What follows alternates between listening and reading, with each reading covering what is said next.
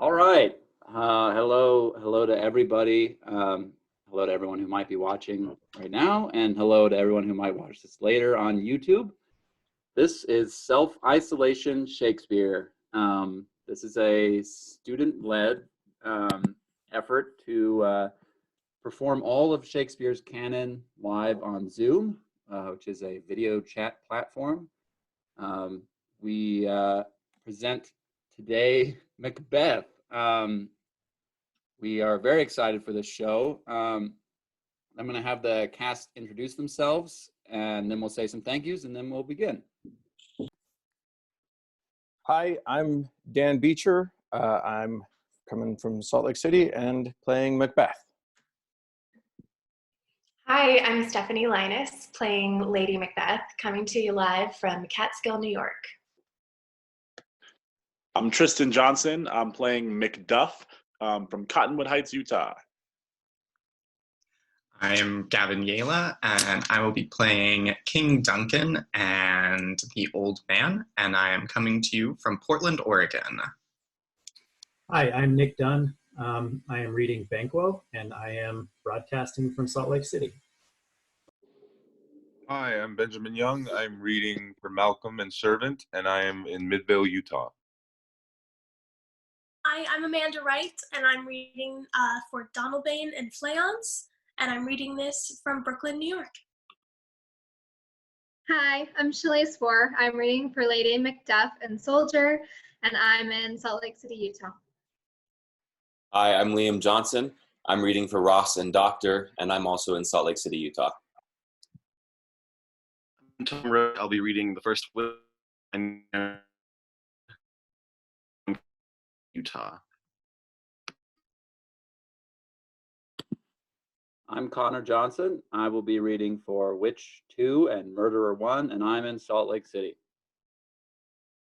I'm Maxwell Paris. I will be reading for Witch 3 and Murderer 2, and I am broadcasting from Salt Lake City. Hey, I'm Ashley Bostrom. I'm reading for Lennox and Messenger 1, and I am coming at you from Salt Lake City. Hey, I am Tristan Osborne. I'm going to be reading for Angus, Porter, and Lord, and I'm reading from Salt Lake City. Hi, I'm Ian Shannon. I will be reading for Menteith and Murderer 3, and I'm coming from Salt Lake City, Utah. Hi, I'm Moira. I will be reading for Caithness and Gentlewoman, and I am coming at you from Mill Creek, Utah. I am Jessica Graham, and I will be reading for Siward, Son of Macduff, and Captain, and I am in Salt Lake City. Hi, my name is Lainey Marcella. I will be reading your stage directions, and I am coming from Heber City, Utah. Awesome. So a couple quick thank yous. I'd like to thank our team, which consists of Jessica Graham, Liam Johnson, Lexi Thompson, and myself. I'd also like to thank, well, also a member of our team, our stage manager, Kirsten Farley, without whom none of this would be possible. I'd like to thank Wendy Franz for the cut of the script. And I would like to thank Rob Miles, the creator of the infinitely better name The Show Must Go Online, for the inspiration for this project. Without further ado, this is Macbeth.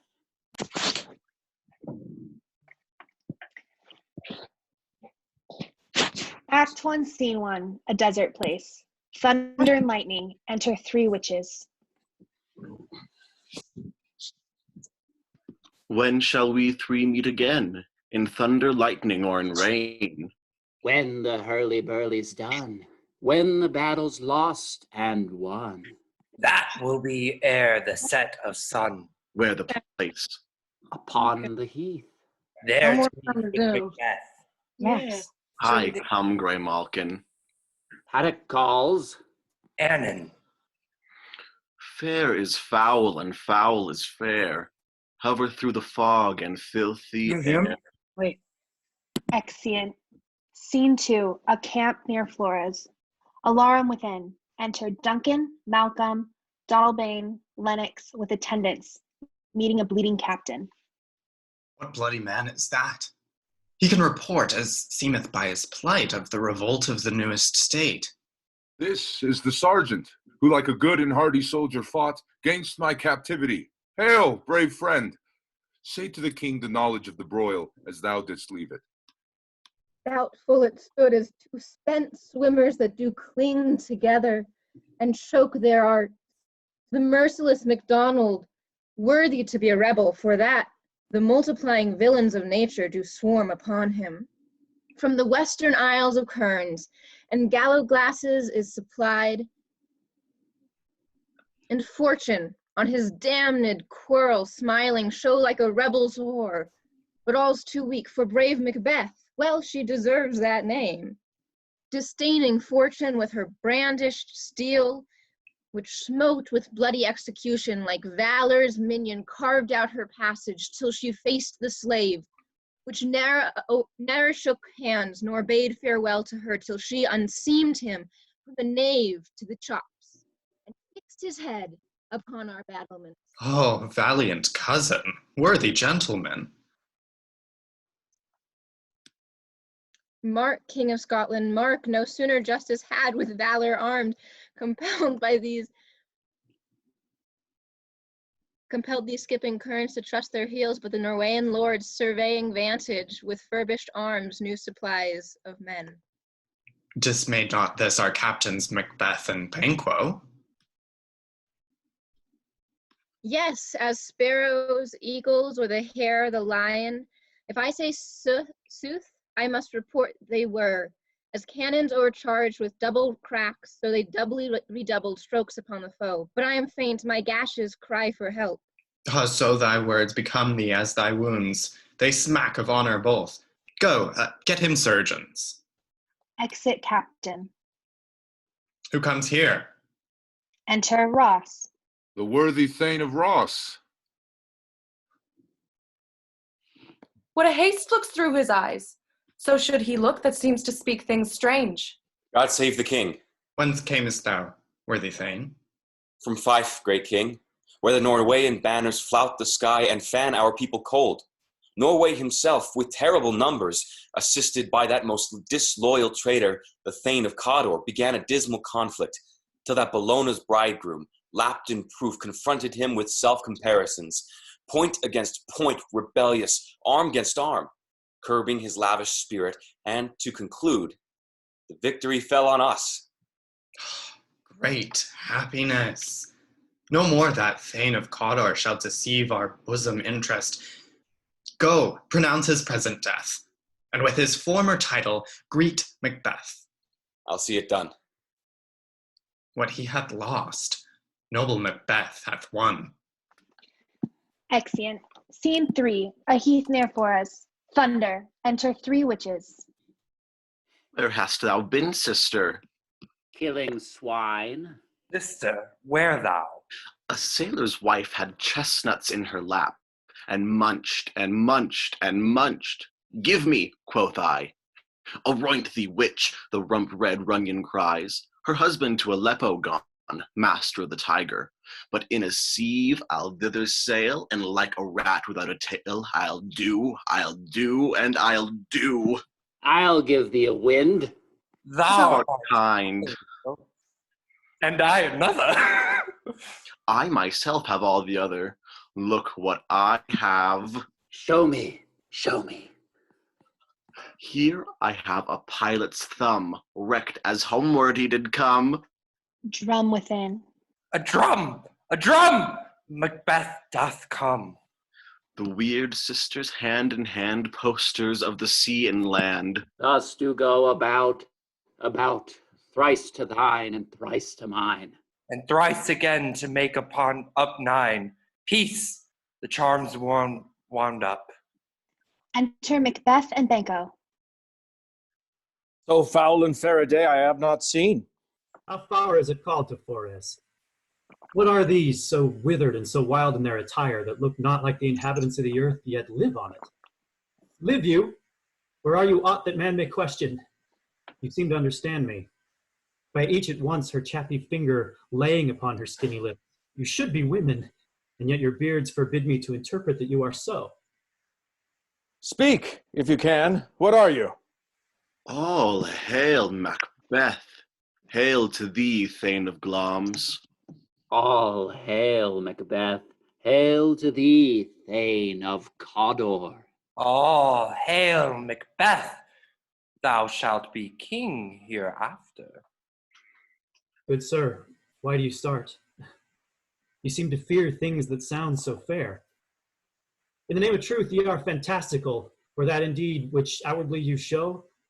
My neighbor partner you greet with present grace and great prediction, of noble having and of royal hope that seems wrapped withal. To me you speak not.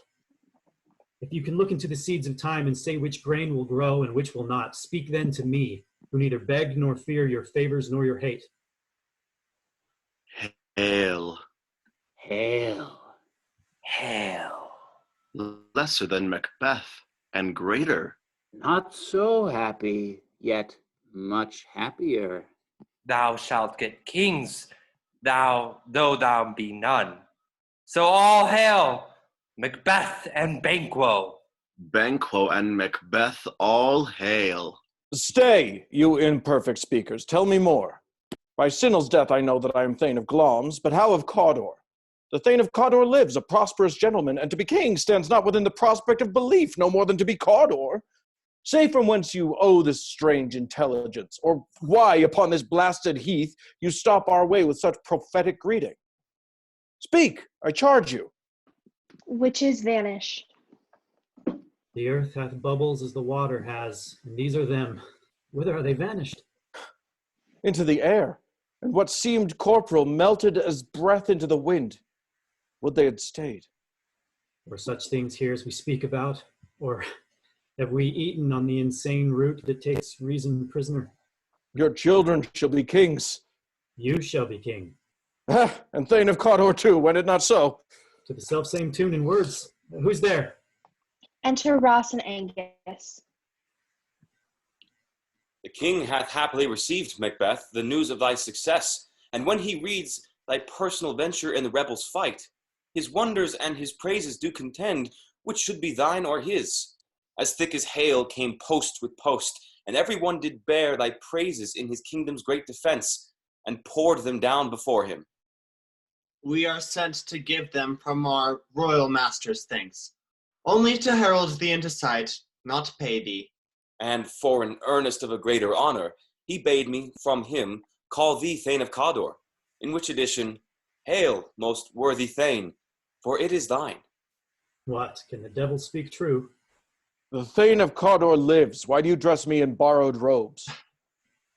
Who was the Thane lives yet, but under heavy judgment bears that life which he deserves to lose.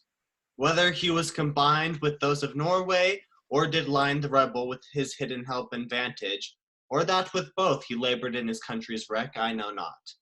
But treason's capital, confessed and proved, have overthrown him. Glamis and Thane of Cawdor. Greatest is behind. To Roche Thanks and for your Angus. pains. To Banquo. Do you not hope your children shall be kings, when those that gave Thane of Cawdor to me promised no less to them? That trusted home might yet enkindle you into the crown, besides the Thane of Cawdor. But 'tis strange, and oftentimes to win us to our harm, the instruments of darkness tell us truths. Win us with honest trifles to betrays in deepest consequence. Cousins, I pray, a word I pray you.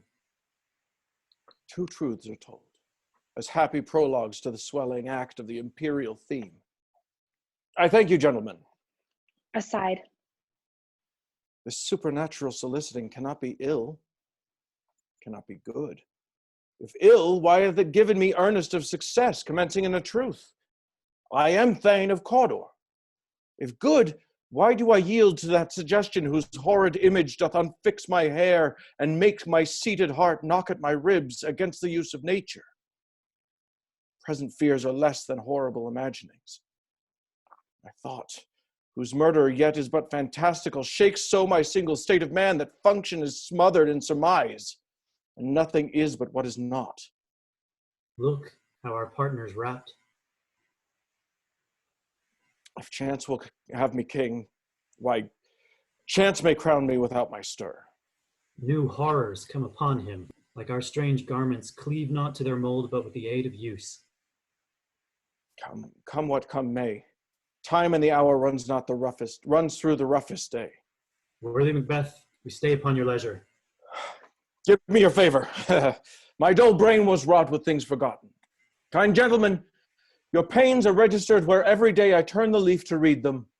Let us toward the king, think upon what hath chanced, and at more time, the interim having weighed it, let us speak our free hearts to each other. Very gladly. Till then, enough. Come, friends. Exeunt. Scene 4. Flores, the palace. Flourish. Enter Duncan, Malcolm, Donalbain, Lennox, and attendants. Is the execution done on Cawdor? Are not those in commission yet returned? My liege, they are not yet come back, but I have spoke with one that saw him die, who did report that very frankly he confessed his treasons, implored your highness's pardon, and set forth a deep repentance. Nothing in his life became him like the leaving it. He died as one that had been studied in his death, to throw away the dearest thing he owed as 'twere a careless trifle. There's no art to find the mind's construction in the face. He was a gentleman on whom I built absolute trust. Enter Macbeth, Banquo, Roche, and Angus. Oh, worthiest cousin! The sin of my ingratitude even now was heavy on me. Thou art so far before that swiftest wing of recompense is slow to overtake thee. Would thou hadst less deserved of that proportion both of thanks and payment might have been mine. Only I have left to say, more is thy due than more than all can pay. The service and the loyalty I owe in doing it pays itself. Your highness' part is to receive our duties, and our duties are to your throne, the state, your throne and state, children and servants, which do but what they should, by doing everything safe to your love and honor. Welcome hither. I have begun to plant thee, and will labor to make thee full of growing. Noble Banquo, that hast no less deserved, nor must be known, no less have done so. Let me unfold thee and hold thee to my heart. There if I grow, the harvest is your own. Sons, kinsmen, thanes, and you whose places are the nearest, no, we will establish our estate upon our eldest, Malcolm, who we name hereafter the Prince of Cumberland, which honor must not accompanied invest him only, but signs of nobleness, like stars, shall shine on all deservers, from hence to Inverness, and bind us further to you. The rest is labor, which is not used for you. I'll be myself the harbinger and make joyful the hearing of my wife with your approach. So humbly take my leave. My worthy Cawdor. The Prince of Cumberland. That is a step on which I must fall down or else o'erleap, for in my way it lies. Stars, hide your fires. Let not light see my black and deep desires. The eye wink at the hand, yet let that be. Which the eye fears when it is done to see. Exit. True, worthy Banquo, he is so valiant, and in his commendations I am fed. It is a banquet to me. Let's after him, whose care is gone before us to bid us welcome. It is a peerless kinsman. Flourish. Exeunt. Scene 5. Inverness, Macbeth's castle. Enter Lady Macbeth, reading a letter. They met me in the day of success, and I have learned by the perfectest report they have more in them than mortal knowledge. When I burned in desire to question them further, they made themselves air into which they vanished. While I stood wrapped in the wonder of it, came missives from the king, who all hailed me Thane of Cawdor, by which title before these weird sisters saluted me, and referred me to the coming on of time, with Hail, King that shalt be. This have I thought good to deliver thee, my dearest partner of greatness, that thou mightst not lose the dues of rejoicing by being ignorant of what greatness is promised thee. Lay it to thy heart, and farewell.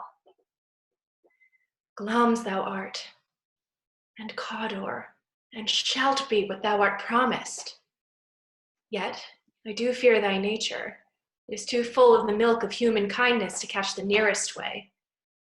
Thou wouldst be great, art not without ambition, but without the illness should attend it.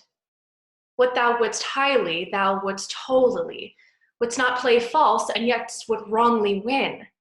Thou'dst have great glums, that which cries thus thou must do if thou have it, and that which rather thou dost fear to do than wishest should be undone.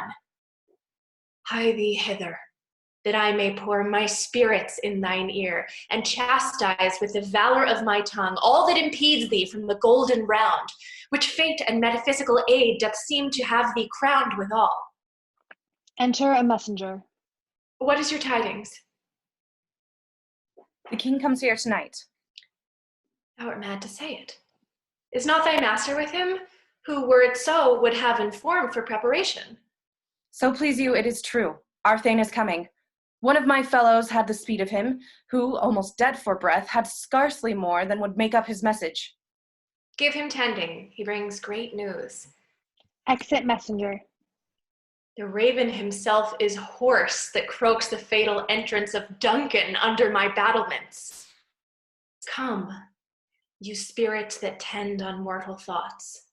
Unsex me here and fill me from the crown to the toe, top full of direst cruelty. Make thick my blood, stop up the access and passage to remorse, that no compunction's visitings of nature shake my fell purpose, nor keep peace between the effect and it.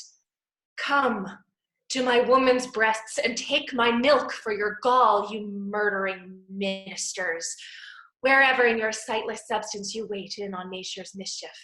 Come, thick night, and pall thee in the dunnest smoke of hell, that my keen knife see not the wound it makes, nor heaven peep through the blanket of the dark to cry, hold, hold. Enter Macbeth. Great glums, worthy Cawdor, greater than both by the all-hair hereafter. Thy letters have transported me beyond this ignorant present, and I feel now the future in the instant. My dearest love, Duncan comes here tonight. And when goes hence? Tomorrow, as he purposes. Oh, never shall sun that morrow see. Your face, my Thane, is as a book where men may read strange matters. To beguile the time, look like the time. Bear welcome in your eye, your hand, your tongue. Look like the innocent flower, but be the serpent under it. He that's coming must be provided for, and you shall put this night's great business into my dispatch, which shall to all our nights and days to come give solely sovereign sway and masterdom. We will speak further. Only look up clear. To alter favor ever is to fear. Leave all the rest to me. Exeunt. Scene 6. Before Macbeth's castle. Halt boys and torches. Enter Duncan, Malcolm, Donalbain, Banquo, Lennox, Macduff, Roche, Angus, and attendants. This castle has a pleasant seat. The air nimbly and sweetly recommends itself unto our gentle senses. This guest of summer, the temple-haunting martlet does approve. By his loved mansionry that heaven's breath swells wooingly here, no jutty, phrase, buttress, nor coin advantage, but this bird hath made his pendant bed and procreant cradle. Where they must breed and haunt, I have observed the air is delicate. Enter Lady Macbeth. See our honored hostess. The love that follows us sometime is our trouble, which still we thank as love. Herein I teach you how you shall bid God ill us for your pains, and thank us for your trouble. All our service in every point twice done, and then done double, were poor and single business to contend against those honors, deep and broad, wherewith your majesty loads our house. For those of old and the late dignities heaped up to them, we rest your hermits. Where's the Thane of Cawdor? We coursed him at the heels, and had a purpose to be his purveyor, but he rides well, and his great love, sharp as his spur, hath holp him to his home before us. Fair and noble hostess, we are your guests tonight. Your servants ever have theirs, themselves, and what is theirs, in compt, to make their audit at your highness's pleasure, still to return your own. Give me your hand. Conduct me to mine host. We love him highly, and shall continue our graces toward him. By your leave, hostess. Exeunt. Scene 7, Macbeth's castle. Hot boys and torches. Enter Siward and divers servants with dishes and service, and pass over the stage. Then enter Macbeth. If it were done when 'tis done, then 'twere well it were done quickly. If the assassination could trammel up the consequence and catch with his surcease success, that but this blow might be the be-all and the end-all here. But here, upon this bank and shoal of time, we jump the life to come. But in these cases, we still have judgment here, that we but teach bloody instruction, which, being taught, return to plague the inventor. This even-handed justice commends the ingredients of our poisoned chalice to our own lips. He's here in double trust. First, as I am his kinsman and his subject, strong both against the deed. Then as his host, who should against his murderer shut the door, not bear the knife myself. Besides, this Duncan hath borne his faculties so meek, hath been so clear in his great office, that his virtues will plead like angels, trumpet-tongued against the deep damnation of his taking off. And pity, like a naked newborn babe striding the blast, or heaven's cherubim, horsed on the sightless couriers of the air, shall blow the horrid deed in every eye, that tears shall drown the wind. I have no spur to prick the sides of my intent, but only vaulting ambition, which o'erleaps itself and falls on the other. Enter Lady Macbeth. How now, He what hath- news? He hath almost supped. Why have you left the chamber? Hath he asked for me? Know you not he has? We will proceed no further in this business. He hath honored me of late, and I have bought golden opinions from all sorts of people, which would be worn now in their newest gloss, not cast aside so soon. Was the hope drunk wherein you dressed yourself? Hath it slept since? And wakes it now to look so green and pale at what it did so freely? From this time, such I account thy love. Art thou afeard to be the same in thine own act and valor, as thou art in desire? Wouldst thou have that which thou esteems the ornament of life, and live a coward in thine own esteem, letting I dare not wait upon I would, like the poor cat in the adage? Prithee, peace! I dare do all that may become a man. Who dares do more is none. What beast was it then that made you break this enterprise to me? When you durst do it, then you were a man. And to be more than what you were, you would be so much more the man. Nor time nor place did then adhere, and yet you would make both. They have made themselves, and that their fitness does now unmake you. I have given suck, and know how tender 'tis to love the babe that milks me. I would, while it was smiling in my face, have plucked my nipple from his boneless gums and dashed the brains out, had I so sworn as you have done to this. If we should fail, We fail, but screw your courage to the sticking place and will not fail. When Duncan is asleep, whereto the rather shall his day's hard journey soundly invite him? His 2 chamberlains will I with wine and wassail so convince that memory, the warder of the brain, shall be a fume, and the receipt of reason a limbic only. When in swinish sleep their drenched natures lie as in a death, what cannot you and I perform on the unguarded Duncan? What not put upon his spongy officers, who shall bear the guilt of our great quell? bring forth men children only. For thy undaunted mettle should compose nothing but males. Will it not be received when we have marked with blood these sleepy 2 of his own chamber, and used their very daggers that they have done?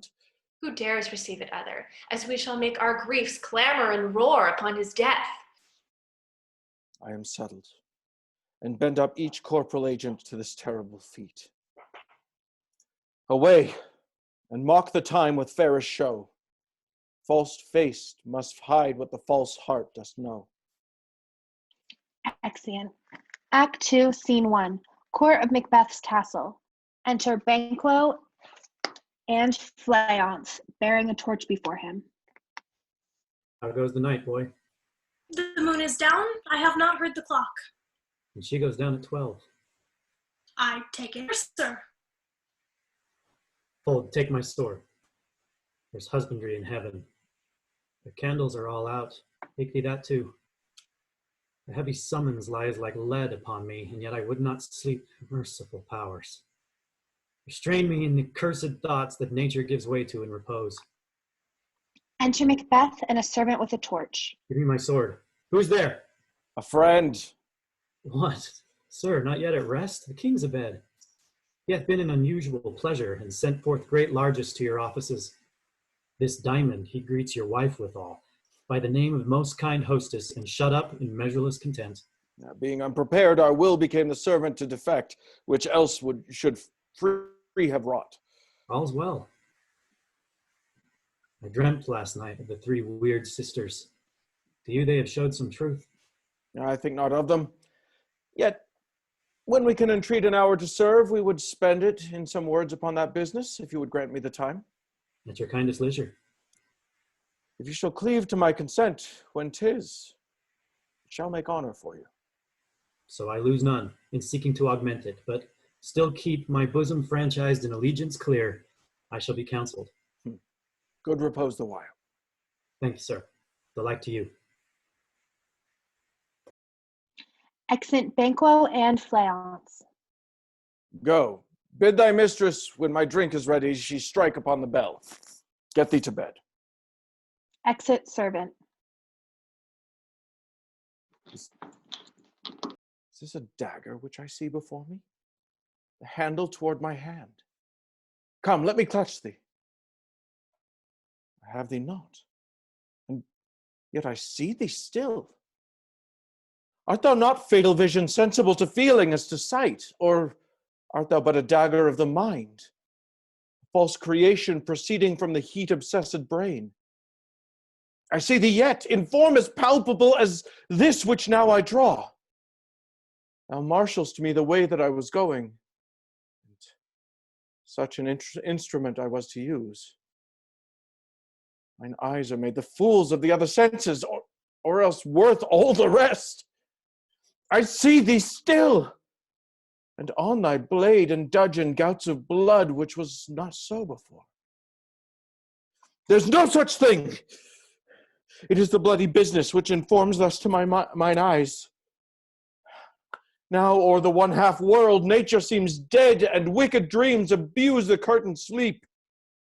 Witchcraft celebrates pale Hecate's offerings, and withered murder, alarmed by his sentinel, the wolf, whose howls his watch, thus with his stealthy pace, with Tarquin's ravishing strides toward his design, moves like a ghost.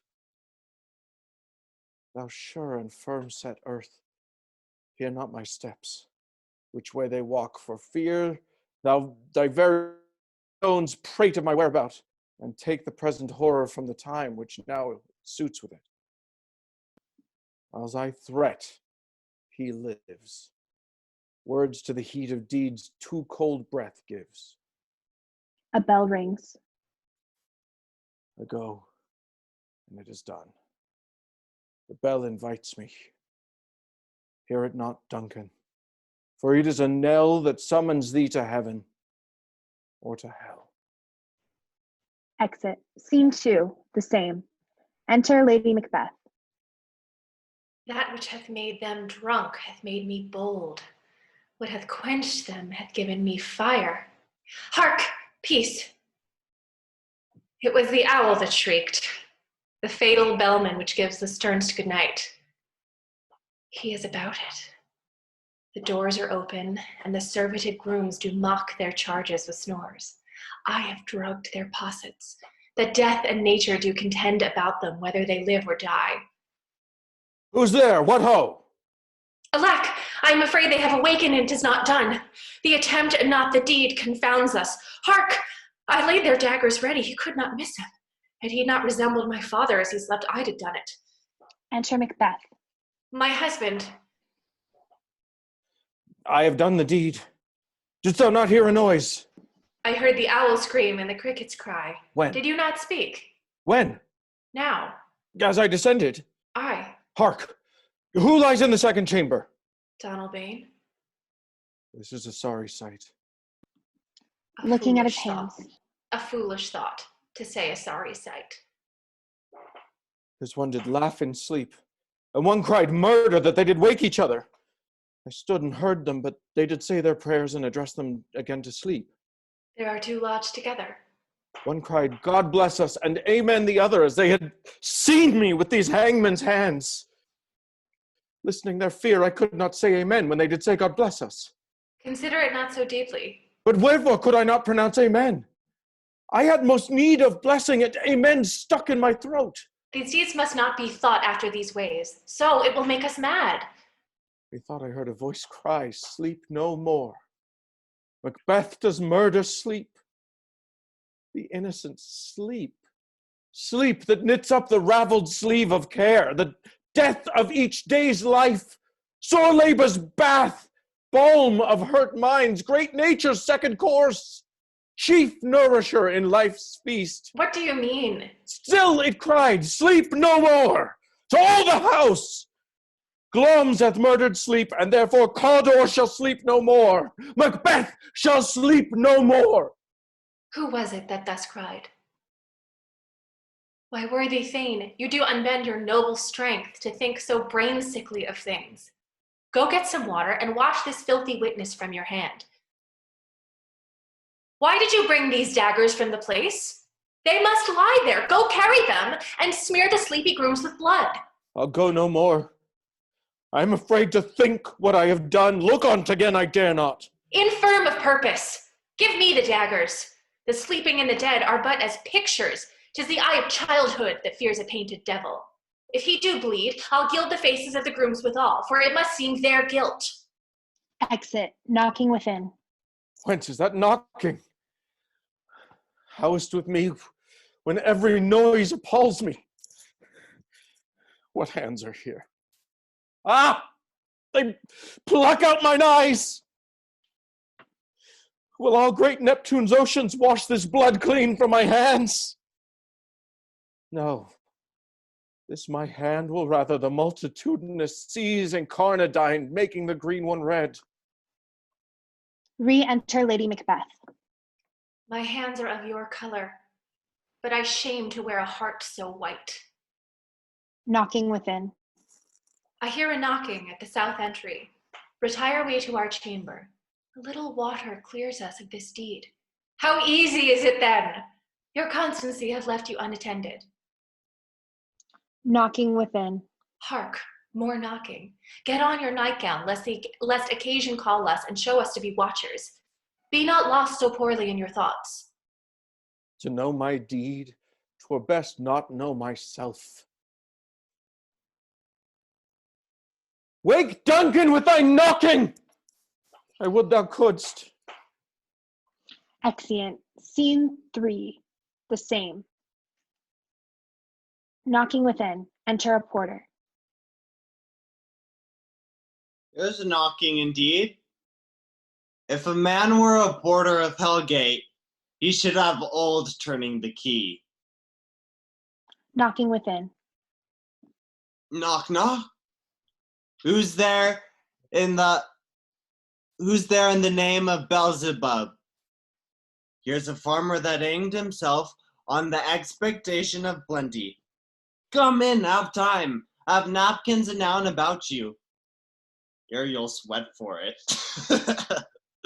Knocking within. Knock, knock. Who's there in the other devil's name? Faith, here's an equivocator that could swear in both the scales against either scale, who committed treason enough for God's sake, yet could not equivocate to heaven. Now come in, equivocator. Knocking within. Knock, knock, never at quiet. What are you? But this place is too cold for hell. I'll devil porter it no further.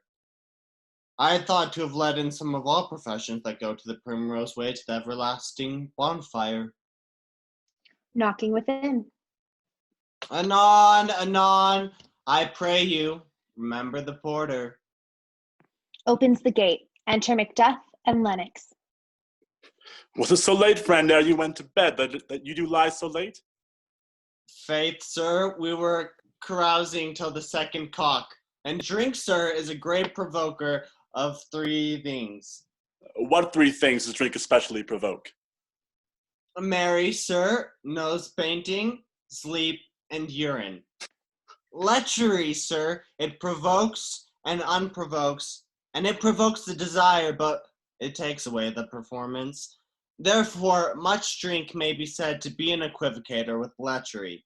It makes him, and it mars him. It sets him on, and it takes him off. It persuades him, and disheartens him, makes him stand to and not stand to. In conclusion, equivocates him in his sleep, and giving him the lie leaves him. I believe drink gave thee the lie last night. That it did, sir, in the very throat on me, but I requited him for his lie, and I think being too strong for him, though he took up my leg sometime, yet I made a shift to cast him. Is thy master stirring? Enter Macbeth. Our knocking has awaked him. Here he comes. Good morrow, noble sir. Good morrow, both. Is the king stirring, worthy thane? Not yet. He did command to call timely on him. I have almost slipped the hour. I'll bring you to him. I know this is a joyful trouble to you, but yet 'tis one. Now, the labor we delight in physics pain. This is the door. I'll make so bold to call, for 'tis my limited service. Exit Macduff. Goes the king hence today? He does. He did appoint so. The night has been unruly. Where we lay, our chimneys were blown down, and as they say, lamentings heard in the air, strange screams of death, and prophesying with accents terrible, of dire combustion and confused events, new hatched to the woeful time. The obscure bird clamored the livelong night. Some say the earth was feverous and did shake. 'Twas a rough night. My young remembrance cannot parallel a fellow to it. Re-enter Macduff. Oh, horror, horror, horror! Tongue nor heart cannot conceive nor name me. What's the matter? What's the matter? Confusion now hath made his masterpiece. Most sacrilegious murder hath broke ope the Lord's anointed temple and stole thence the life of the building. What is you say? The life? Mean you his majesty? Approach the chamber and destroy your sight with the new Gorgon. Do not bid me speak. See, and then speak yourselves. Exeunt Macbeth and Lennox. Awake! Awake! Ring the alarm bell. Murder and treason. Banquo and Donalbain. Malcolm, awake! Shake off this downy sleep, death's counterfeit, and look on death itself. Up, up, and see the great doom's image. Malcolm, Banquo, as from your graves rise up and walk like sprites to countenance this horror. Ring the bell. Bell rings. Enter Lady Macbeth. What's the business that such a hideous trumpet calls to parley the sleepers of the house? Speak, speak. Oh, gentle lady, 'tis not for you to hear what I can speak. The repetition in a woman's ear would murder as it fell. Enter Banquo. Oh, Banquo, Banquo, our royal master's murdered. Whoa. Alas, what, in our house? Too cruel anywhere. Dear Duff, I pray thee contradict thyself and say it is not so. Re-enter Macbeth and Lennox with Roche. Had I but died an hour before this chance, I had lived a blessed time. For from this instant, there's nothing serious in mortality. All is but toys. Renown and grace is dead. The wine of life is drawn, and the mere lees is left of this vault to brag of. Enter Malcolm and Donalbain. What is amiss? You are, and do not know it. The spring, the head, the fountain of your blood is stopped. The very source of it is stopped. Your royal father's murdered. By whom? Those of his chamber, as it seemed, had done it. Their hands and faces were embadged with blood, So were their daggers, which unwiped we found upon their pillows. They stared and were distracted. No man's life was to be trusted with them. Oh, yet I do repent me of my fury that I did kill them. Wherefore did you so? Who can be wise, amazed, temperate and furious, loyal and neutral in a moment? No man. The expedition of my violent love outrun the pause of reason. Here lay Duncan, his silver skin laced with his golden blood, and his gashed stabs looked like a breach in nature for ruin's wasteful entrance. There, the murderers, steeped in the colors of their trade, their daggers unmannerly breached with gore. Who could refrain that had a heart to love, and in that heart courage to make love known? Help me hence, ho! Look to the lady. Aside to Donalbain. Why do we hold our tongues that most may claim this argument for ours? Aside to Malcolm. What should be spoken here, where our fate hidden in auger hole may rush and seize us? Let's away. Our tears are not yet brewed. Aside to Donalbain. Nor our strong sorrow upon the foot of motion. Look to the lady. Lady Macbeth is carried out. And when we have our naked frailties hid that suffer in exposure, let us meet and question this most bloody piece of work to know it further. Fears and scruples shake us. In the great hand of God I stand, and thence against the undivulged pretense I fight of treasonous malice. And so do I. So all. Let's briefly put on manly readiness and meet in the hall together. Well contented. Well contented. Exeunt all but Malcolm and Donalbain. What will you do? Let's not consort with them. To show an unfelt sorrow is an office which the false man does easy. Out to England.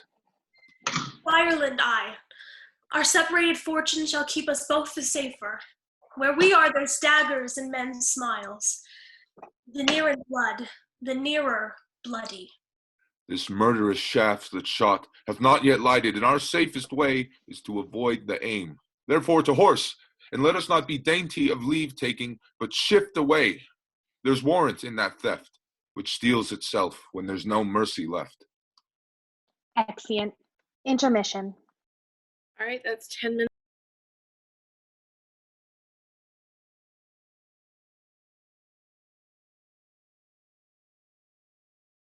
Scene 4. Outside Macbeth's castle. Enter Ross and Old Man.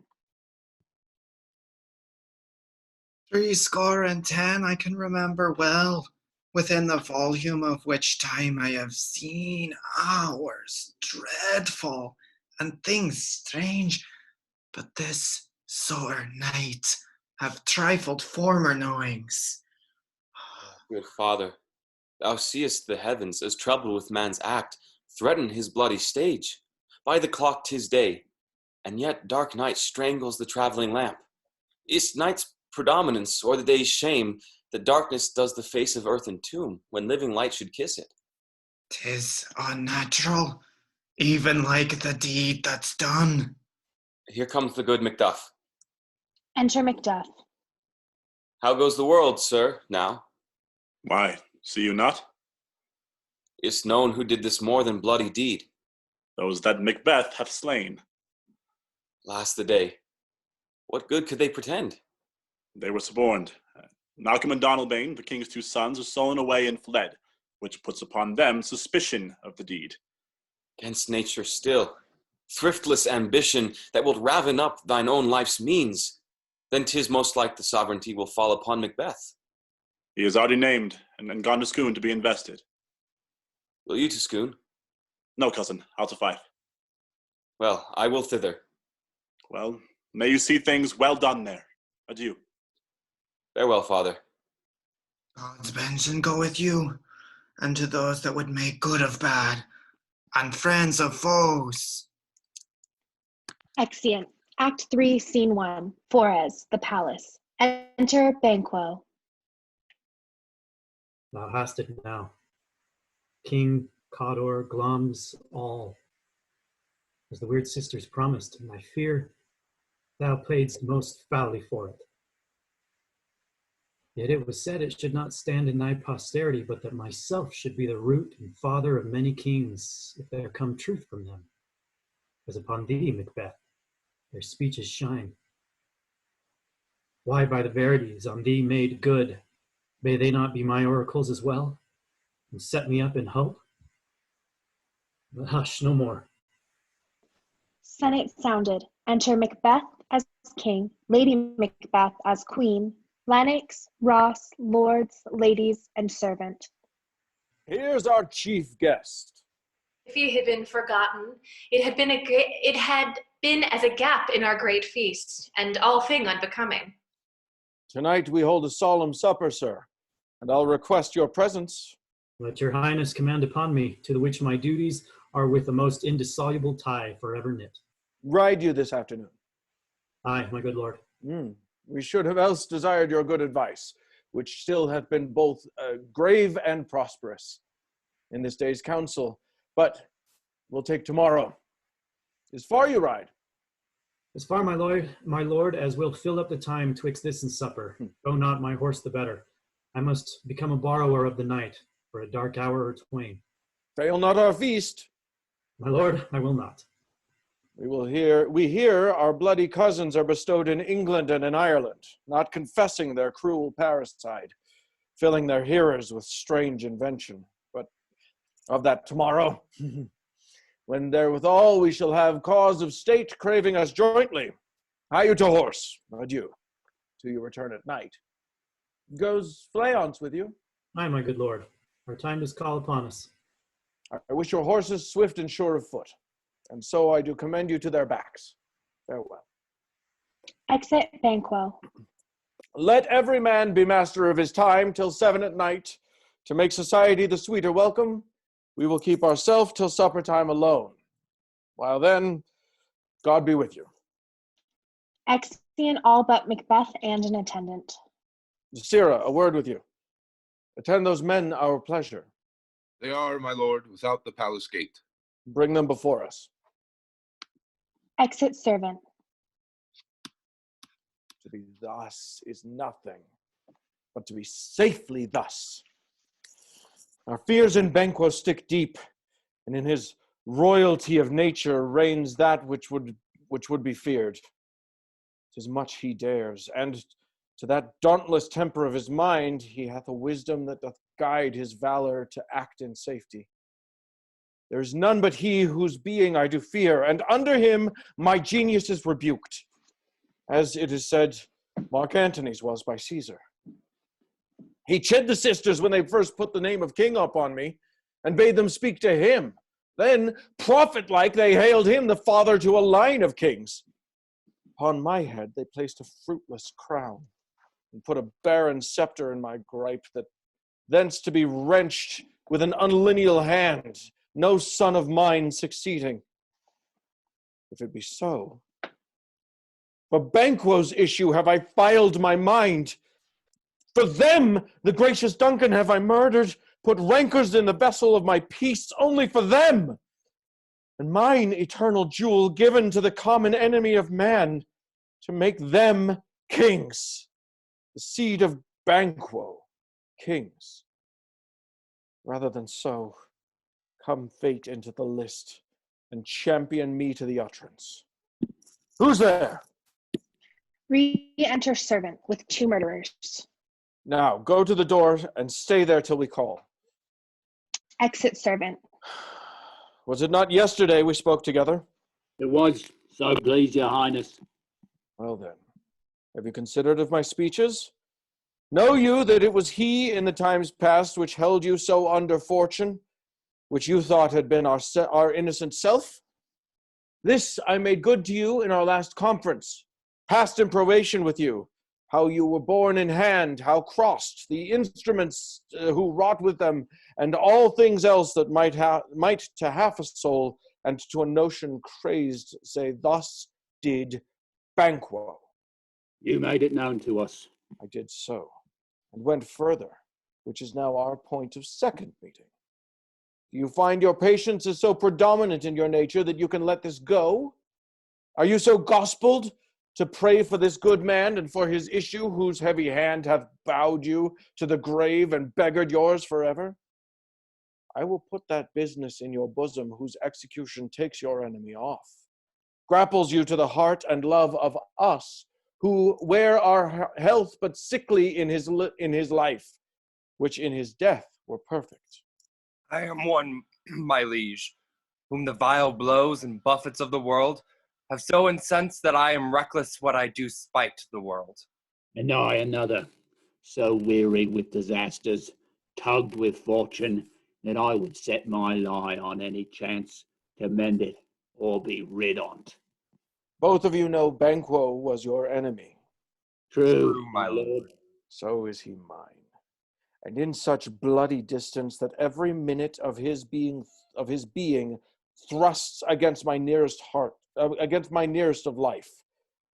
And though I could with barefaced power sweep him from my sight and bid my will avouch it, yet I must not. For certain friends there are that are both his and mine, whose loves I may not drop, but wail his fall, who I myself strike down. And thence it is that I to your assistance do make love, masking the business from the common eye for sundry weighty reasons. We shall, my lord, perform what you command of us. Though our lives... Your spirits shine through you.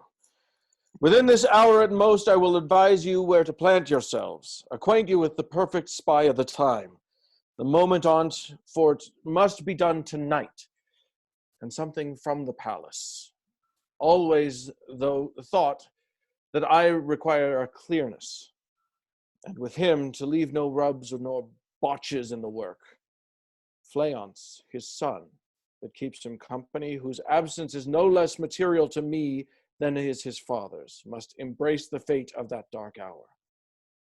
Resolve yourselves apart. I'll come to you anon. We are resolved, my lord. I'll call upon you straight. Abide within. Exeunt murderers. It is concluded. Banquo, thy soul's flight, if it find heaven, must find it out tonight. Exit. Scene 2, the palace. Enter Lady Macbeth and a servant. Is Banquo gone from court? Aye, madam, but returns again tonight. Say to the king I would attend his leisure for a few words. Madam, I will. Exit servant. Naught's had, all's spent. Where our desire is God without content. 'Tis safer to be that which we destroy than by destruction dwell in doubtful joy. Enter Macbeth. How now, my lord? Why do you keep alone of sorriest fancies your companions making, using those thoughts which should indeed have died with them they think on? Things without all remedy should be without regard. What's done is done.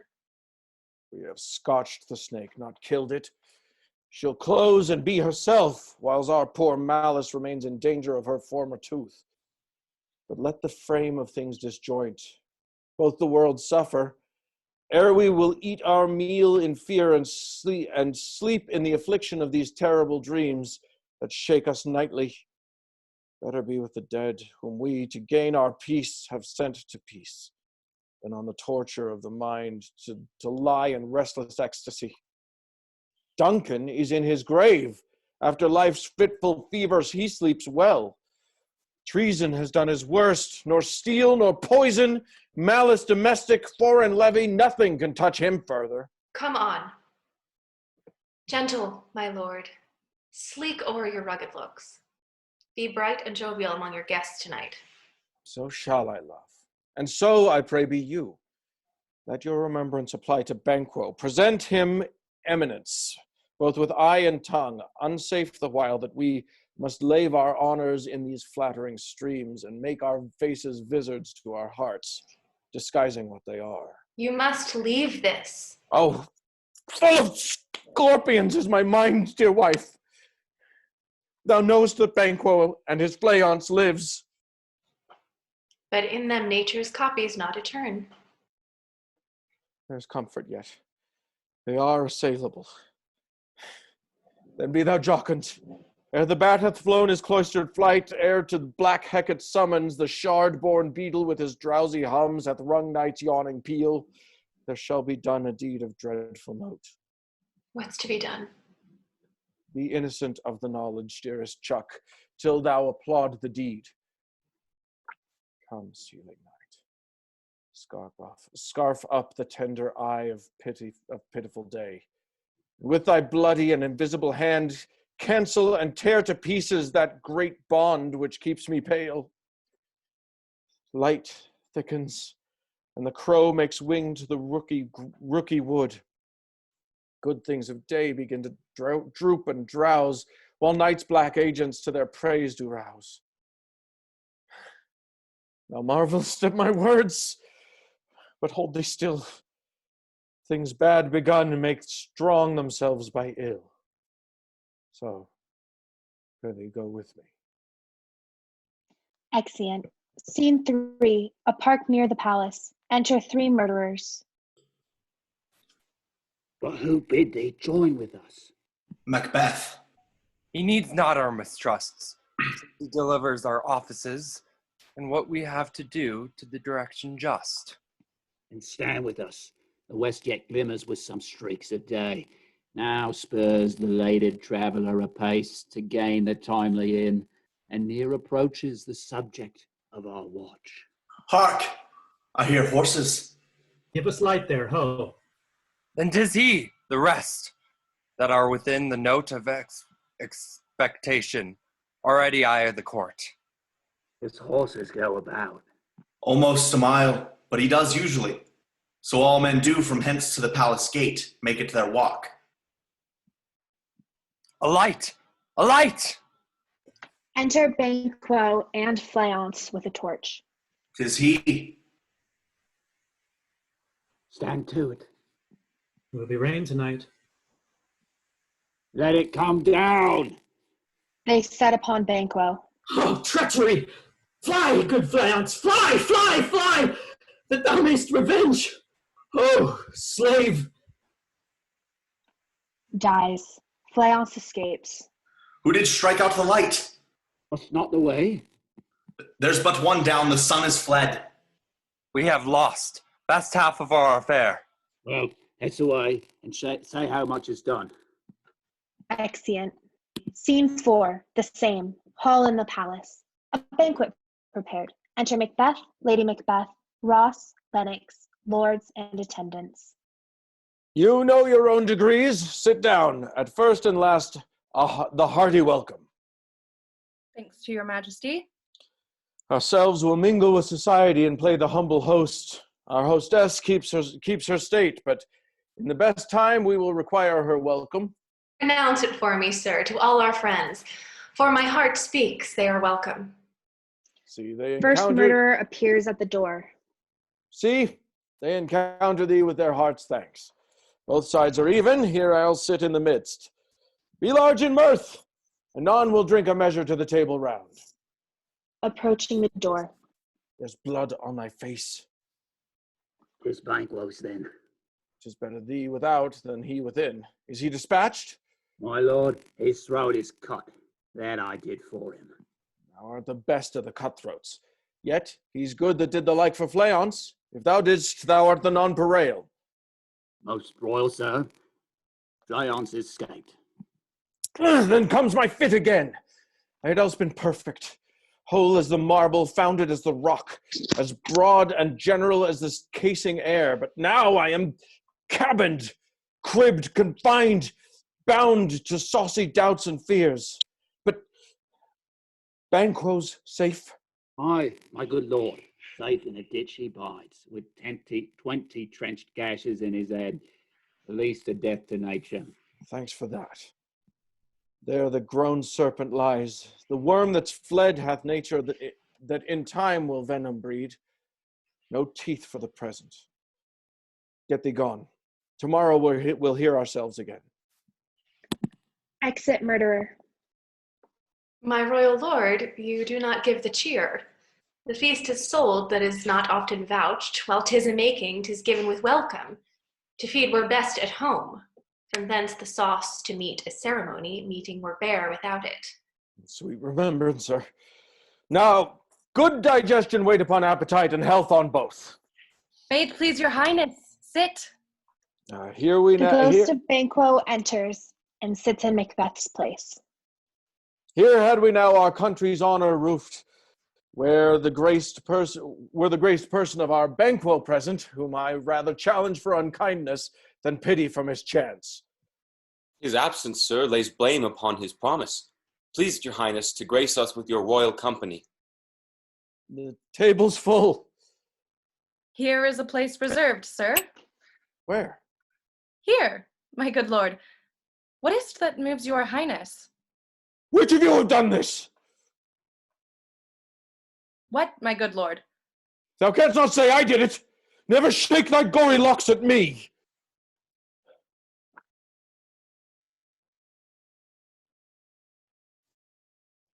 Sit, worthy friends, my lord is often thus, and hath been from his youth. Pray you, keep seat. The fit is momentary.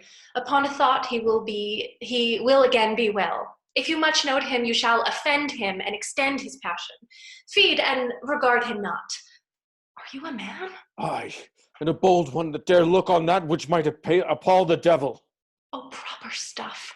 This is the very painting of your fear. This is the air-drawn dagger which you said led you to Duncan. Oh, these flaws and starts, impostors to true fear, would well become a woman's story at a winter's fire authorized by her grandam. Shame itself. Why do you make such faces? When all's done, you look but on a stool. Prithee, see there! Behold! Look! Lo! How say you? What? Why, what care I? If thou canst nod, speak too. If charnel houses and our graves must send those that we bury back, our monuments shall be the maws of kites. Ghost of Banquo vanishes. What, quite unmanned and folly? If I stand here, I saw him. Fie for shame. Blood hath been shed ere now.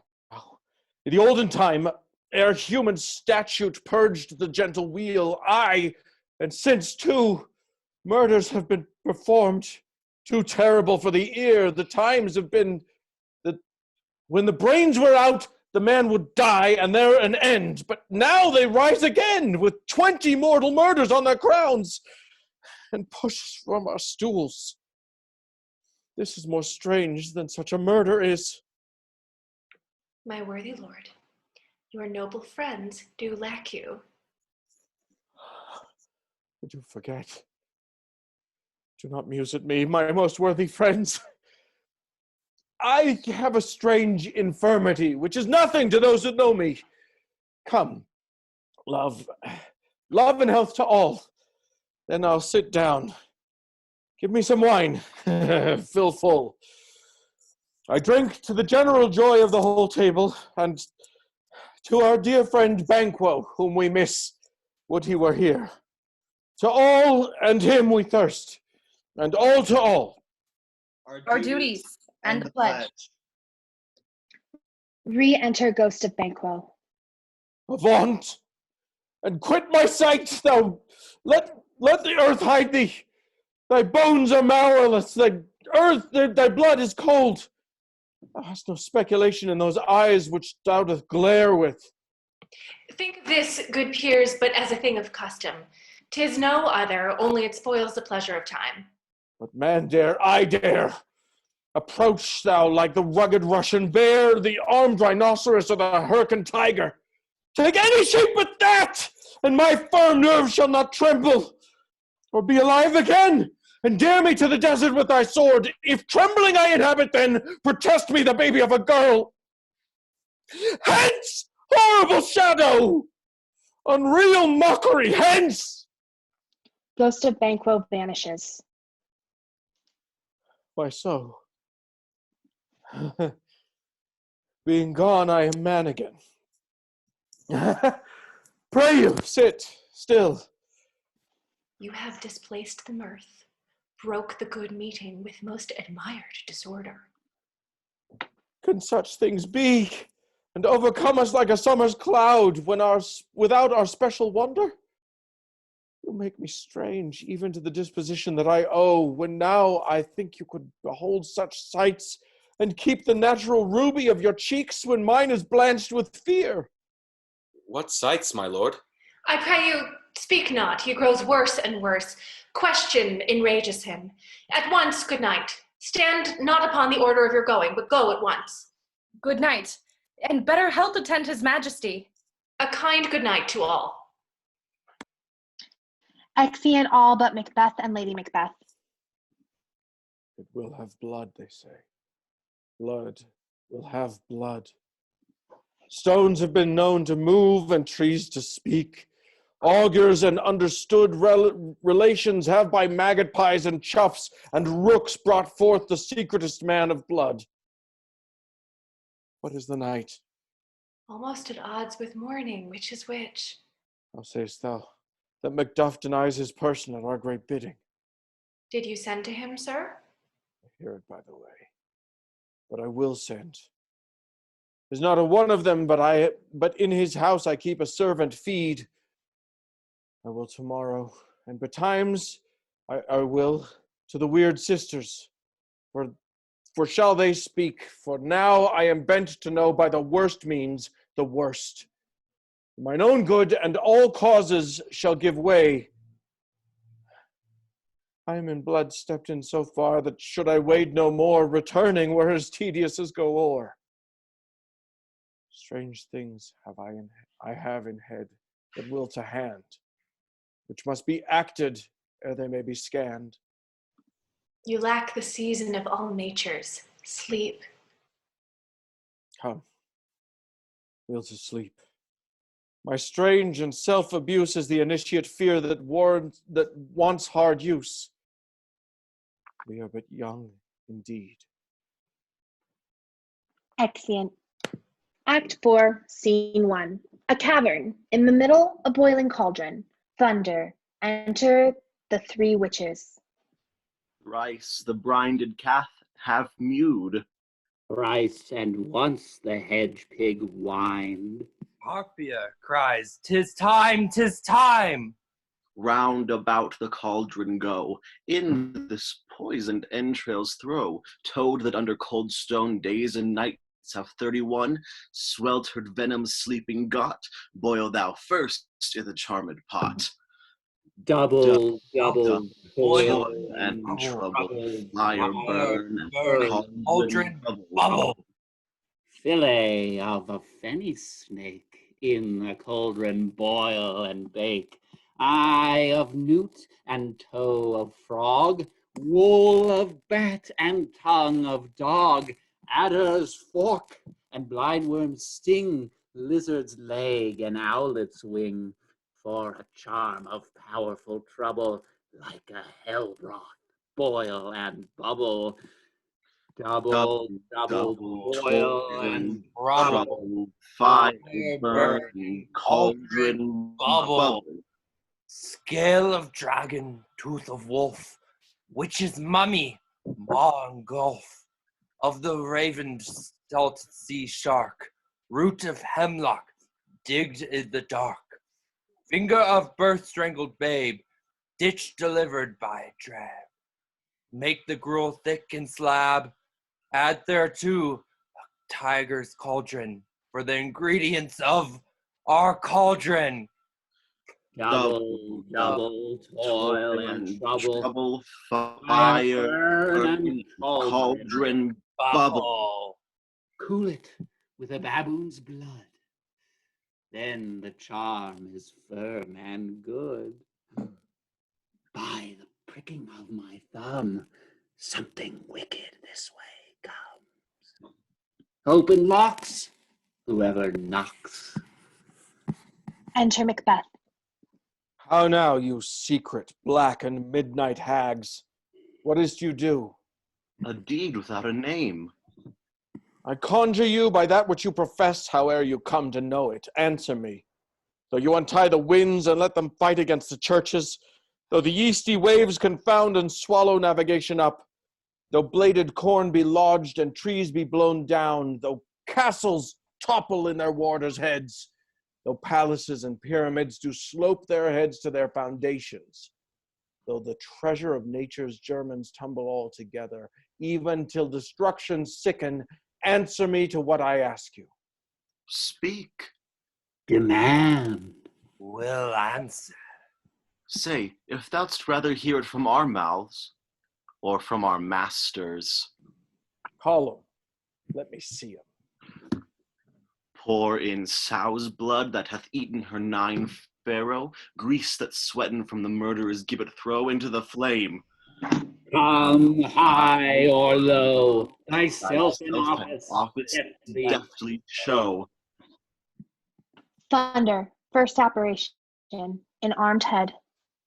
Tell me, thou unknown power. He knows thy thought. Hear his speech, but say thou not. Macbeth, Macbeth, Macbeth. Beware Macduff. Beware the Thane of Fife. Dismiss me. Enough. Descends. Whatever thou art, for thy good caution, thanks. Thou hast harped my fear aright. But one word more. He will not be commanded. Here's another more potent than the first. Thunder, second apparition, a bloody child. Macbeth, Macbeth, Macbeth. Had I 3 ears, I'd hear thee. Be bloody, bold, and resolute. Laugh to scorn the power of man, for none of woman born shall harm Macbeth. Descends. Then live, Macduff. What need I fear of thee? But yet I'll make assurance double sure, and take a bond of fate thou shalt not live. That I may tale pale-hearted fear, it lies and sleep in spite of thunder. Thunder, third apparition, a child crowned with a tree in his hand. What is this that rises like the issue of a king and wears upon his baby brow the round and top of sovereignty? Listen, but speak not to it. Be lion-mettled, proud, and take no care. Who chafes, who frets, or where conspirers are. Macbeth shall never be vanquished, until great Burnham wood to hide Duncan's hill shall come against him. Descends. That will never be. Who can impress the forest? Bid the tree unfix his earthbound root. Sweet bodements, good. Rebellious head rise never till the wood of Burnham rise. And our high-placed Macbeth shall live the lease of nature, pay his breath to time and mortal custom. Yet my heart throbs to know one thing more. Tell me if your art can tell so much. Shall Banquo's issue ever reign in this kingdom? Seek to know no more. I will be satisfied. Deny me this, and an eternal curse fall on you. Let me know. Why sinks that cauldron? What noise is this? Hot boys. Show. Show. Show his eyes and grieve his heart. Come like shadows, so depart. A show of 8 kings, the last with a glass in his hand, ghost of Banquo following. Thou art too like the spirit of Banquo. Down! Thy crown doth sear mine eyeballs, and thy hair, thou other gold-bound brow, is like the first. A third is like the former. Filthy hags, why do you show me this? A fourth, stark eyes. What will the line stretch out to the crack of doom? Another yet. A 7th, I'll see no more. And yet the 8th appears, who bears a glass which shows me many more. And some I see that 2-fold balls and treble scepters carry. Horrible sight! Now I see 'tis true, for the blood-boltered Banquo smiles upon me and points at them for his. What? Apparitions vanish. Is this so? Aye, sir, all this is so. Where are they gone? Music. The witches dance and then vanish with hectate. Where are they gone? Let this pernicious hour stand I accursed in the calendar. Come in without there. Enter Lennox. What's your grace's will? Saw you the weird sisters? No, my lord. Came they not by you? No, indeed, my lord. Infected be the air whereon they ride, and damned all those that trust them. I did hear the galloping of a horse. Who was that came by? 'Tis 2 or 3, my lord, that bring you word Macduff is fled to England. Fled to England. Aye, my good lord. Time now anticipates my dread exploits. The flighty purpose never is overtook unless the deed go with it. From this moment, the very firstlings of my heart shall be the firstlings of my hand. And even now, to crown my thought with acts, be it thought and done. The castle of Macduff I will surprise, seize upon Fife, give to the edge of the sword his wife, his babies, and all unfortunate souls that trace him in his line. No boasting like a fool. The deed I'll do before this purpose cool. But no more sights! Where are these gentlemen? Come, bring me where they are. Exeunt. Scene 2. Fife, Macduff's castle. Enter Lady Macduff, her son, and Ross. What had he done to make him fly the land? You must have patience, madam. He had none. His flight was madness. When our actions do not, our fears do make us traitors. You know not whether it was his wisdom or his fear. Wisdom! To leave his wife, to leave his babes, his mansion and his titles in a place from whence himself does fly. He loves us not. He wants the natural touch. For the poor wren, the most diminutive of birds, will fight her young ones in her nest against the owl. All is the fear, and nothing is the love. As little is the wisdom where the flight so runs against all reason. My dearest coz, I pray you school yourself. But for your husband, he is noble, wise, judicious, and best knows the fits of the season. I dare not speak much further. But cruel are the times when we are traitors and do not know ourselves. I take my leave of you. Shall not be long, but I'll be here again. Things at the worst will cease, or else climb upward to what they were before. My pretty cousin, blessing upon you. Fathered he is, and yet he's fatherless. I am so much a fool. Should I stay longer, it would be my disgrace and your discomfort. I take my leave at once. Exit. Sirrah, your father's dead. And what will you do now? How will you live? As birds do, mother? What? With worms and flies? With what I get, I mean, and so do they. Poor bird!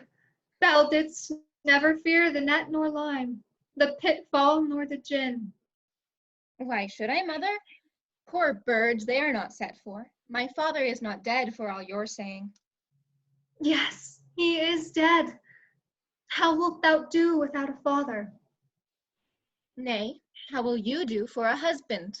Why, I can buy me 20 at any market. Then you'll buy 'em to sell again.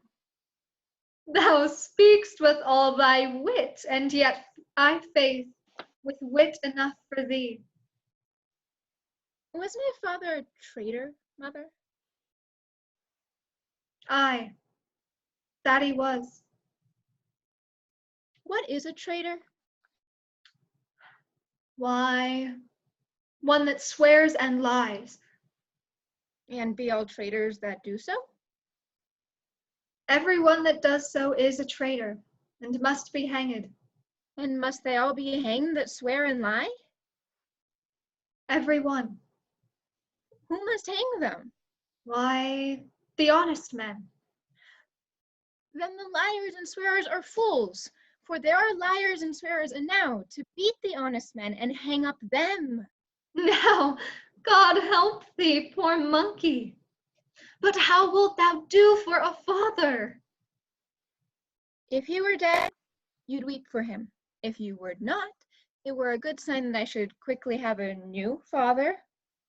Poor prattler, how thou talk'st. Enter a messenger. Bless you, fair dame. I am not to you known, though in your state of honor I am perfect. I doubt some danger does approach you nearly.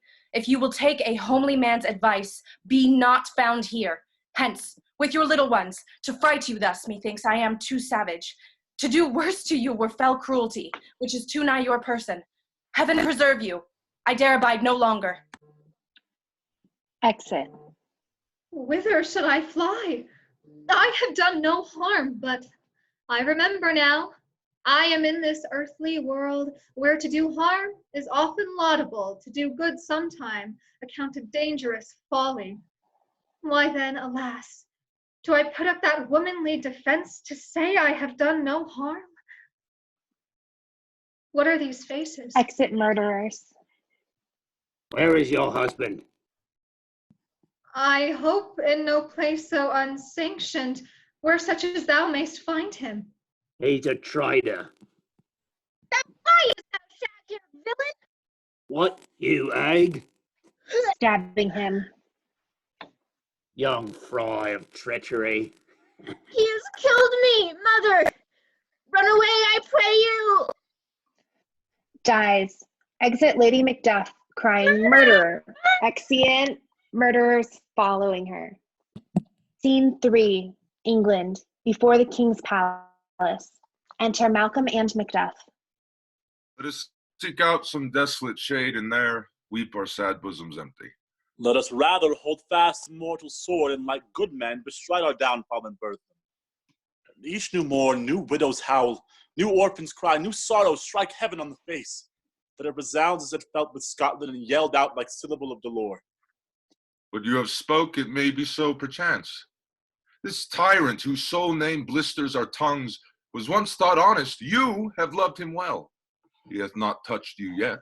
I am young, but something you may deserve of him through me, and wisdom to offer up a weak, poor, innocent lamb to appease an angry god. I am not treacherous. But Macbeth is. A good and virtuous nature may recoil in an imperial charge, but I shall crave your pardon. That which you are, my thoughts cannot transpose. Though all things foul would wear the brows of grace, yet grace must still look so. Why in that rawness left you wife and child? Those precious motives, those strong knots of love, without leave-taking? I pray you, let not my jealousies be your dishonors, but mine own safeties. You may be rightly just, whatever I shall think. Bleed, bleed, poor country. Great tyranny.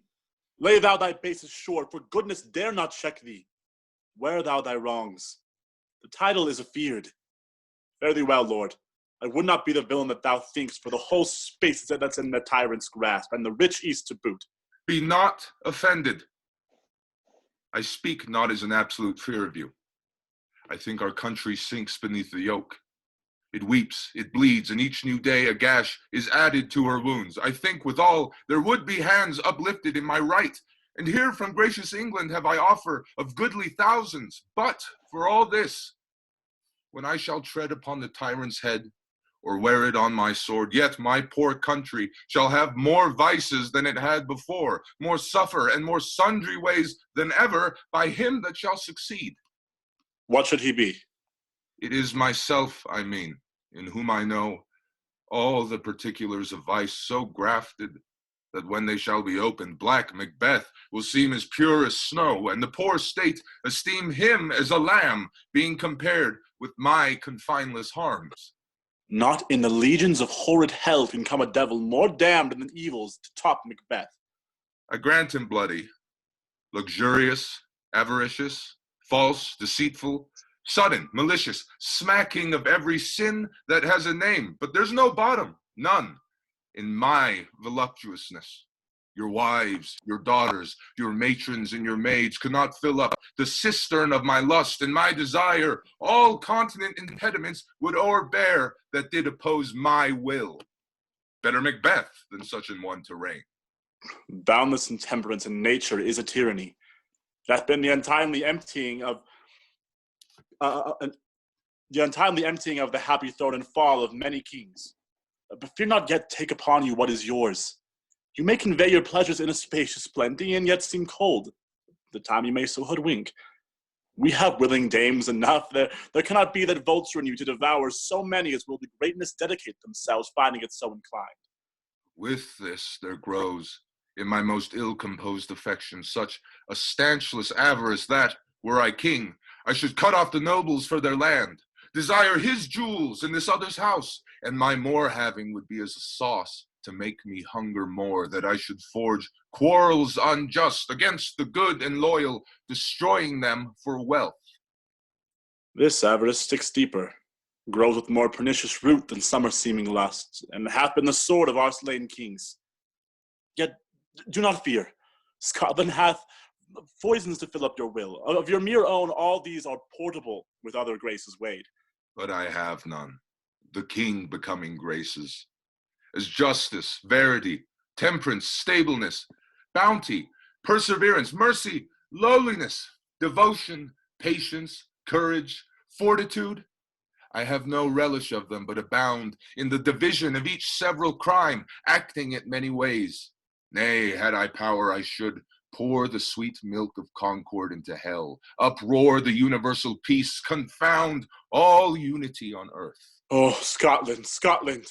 If such a one be fit to govern, speak. I am as I have spoken. Fit to govern? No, not to live. Oh, nation miserable with an untitled tyrant, bloody sceptered, when shalt thou see thy wholesome days again? Since at the truest issue of thy throne, by his own interdiction, stands accursed and does blasphemous breed. Thy royal father was a most sainted king. The queen that bore thee, oftener upon her knees than on her feet, died every day she lived. Fare thee well. These evils thou repeatest upon thyself have banished me from Scotland. Oh, my breast, thy hope ends here. Macduff, this noble passion, child of integrity, hath from my soul wiped the black scruples, reconciled my thoughts to thy good truth and honor.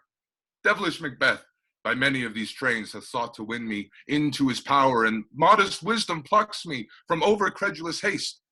But God above, deal between thee and me. For even now I put myself to thy direction, and unspeak mine own detraction. Here abjure the taints and blames I laid upon myself, for strangers to my nature. I am yet unknown to woman, never was forsworn, scarcely have coveted what was mine own. At no time broke my faith, would not betray the devil to his fellow, and delight no less in truth than life. My first false speaking was this upon myself. What I am truly is thine and my poor country's to command. Whither indeed, before thy here approach, old Siward, with 10,000 warlike men, already appointed, was setting forth. Now we'll together, and the chance of goodness be like our warranted quarrel. Why are you silent? Such welcome and unwelcome things at once. 'Tis hard to reconcile. Enter Ross. See, who comes here? My countryman, but yet I know him not. My ever-gentle cousin. Welcome hither. I know him now. Good God, betimes remove the means that make us strangers. Sir, amen. Stand Scotland where it did? Alas, poor country, almost afraid to know itself. It cannot be called our mother, but our grave, where nothing, but who knows nothing, is once seen to smile, where sighs and groans and shrieks that rend the air are made, not marked, where violent sorrow seems a modern ecstasy. The dead man's knell is there scarce asked for who, and good men's lives expire before the flowers in their caps, dying or ere they sicken. What's the newest grief? That of an hour's age doth hiss the speaker. Each minute teems a new one. How does my wife? Why, well. And all my children? Well, too. The tyrant has not battered at their peace? No, they were well at peace when I did leave them. But not niggard of your speech. How goest? When I came hither to transport the tidings, which I have heavily borne, there ran a rumor of many worthy fellows that were out, which was to my belief witnessed the rather, for that I saw the tyrant's power afoot. Now is the time of help. Your eye in Scotland would create soldiers, make our women fight to doff their dire distresses. Be it to their comfort. We are coming thither. Gracious England hath lent us good Siward and 10,000 men, an older and a better soldier none that Christendom gives out. Would I could answer this comfort with the like, but I have words that would be howled out in the desert air, where hearing should not latch them. But what concern they? The general cause? Or is it a fee grief due to some single breast? No mind that's honest, but in it shares some woe, though the main part pertains to you alone. If it be mine, keep it not from me. Quickly, let me have it. Let not your ears despise my tongue forever, which shall possess them with the heaviest sound that ever yet they heard. I guess at it. Your castle is surprised, your wife and babes savagely slaughtered. To relate the manner were on the quarry of these murdered deer, to add the death on you, of you. Merciful heaven. What, man, there pull your hat upon your brows. Give sorrow words, the grief that does not speak, whispers the o'erfraught heart and bids it break. My children, too? Wife, children, servants, all that could be found. And I must be from thence. My wife killed too. Have said. Be comforted. Let's make us medicine of our great revenge to cure this deadly grief. He has no children. All my pretty ones. Did you say all? Oh, hellkite, all. What, all my pretty chickens and their dam at one fell swoop? Dispute it like a man. I shall do so. But I must also feel it as a man. I cannot but remember such things that were most precious to me. Did heaven look on, it would not take their part. Sinful Macduff, they were all struck for thee. Not that I am. Not for their own demerits, but for mine. Thou slaughter on their souls. Heaven rest them now. Be this the whetstone of your sword. Let grief convert to anger. Blunt not the heart, enrage it. Oh, I could play the woman with mine eyes and brag it with my tongue. But gentle heavens, cut short all intermission. Front to front, bring thou this fiend of Scotland and myself within my sword's length set him. If he escape, heaven forgive him too. This tune goes manly. Come, go we to the king. Our power is ready. Our lack is nothing but our leave. Macbeth is ripe for shaking, and the powers above put on their instruments. Receive what cheer you may. The night is long that never finds the day. Exeunt. Act 5, Scene 1. Done seeing. Anteroom in a castle. Enter a doctor and a gentlewoman. I have 2 nights watched with you, but can perceive no truth in your report. When was it she last walked? Since His Majesty went into the field, I have seen her rise from her bed, throw her nightgown upon her, unlock her closet, take forth paper, fold it, write upon it, read it, afterwards seal it, and again return to bed, yet all this while in a most fast sleep. Great perturbation in nature, to receive at once the benefit of sleep, and do the effects of watching. In this slumbery agitation, besides her walking and other actual performances, what, at any time, have you heard her say? That, sir, which I will not report after her. You may to me, and 'tis most meet you should. Neither to you nor anyone, having no witness to confirm my speech. Enter Lady Macbeth with a taper. Lo you, here she comes. This is her very guise, and upon my life fast asleep. Observe her, stand close. How came she by that light? Why, it stood by her. She has light by her continually. 'Tis her command. You see, her eyes are open. Aye, but their senses shut. What is it she does now? Look how she rubs her hands. It is an accustomed action with her, to seem thus washing her hands. I have known her to continue in this quarter of an hour. Yet here's the spot. Hark, she speaks. I will set down what comes from her, to satisfy my remembrance the more strongly. Out, damned spot. Out, I say. 1, 2. Why then 'tis time to do it. Hell is murky. Fie, my lord, a soldier, and afeard? What need we fear who knows it, when none can call our power to account? Yet who would have thought the old man had so much blood in him? Do you mark that? The Thane of Fife had a wife. Where is she now? What, will this hands ne'er be clean? No more of that, my lord, no more of that. You mar all with this starting. Go to, you have known what you should not. She hath spoke what she should not. I am sure of that. Heaven knows what she has known. Here's the smell of the blood still. All the perfumes of Arabia will not sweeten this little hand. Oh! What a sigh is there. The heart is sorely charged. I would not have such a heart in my bosom for the dignity of the whole body. Well. Pray God it be, sir. This disease is beyond my practice. Yet I have known those which have walked in their sleep who have died holily in their beds. Wash your hands. Put on your nightgown. Look not so pale. I tell you yet again, Banquo is buried. He cannot come out on's grave. And so? To bed. There's knocking at the gate. Come. Give me your hand. What's done cannot be undone. To bed. Exit Lady Macbeth. Will she go now to bed? Directly. Foul whisperings are abroad. Unnatural deeds do breed unnatural troubles. Infected minds to their deaf pillows will discharge their secrets. More needs she the divine than the physician. God, forgive us all. Look after her.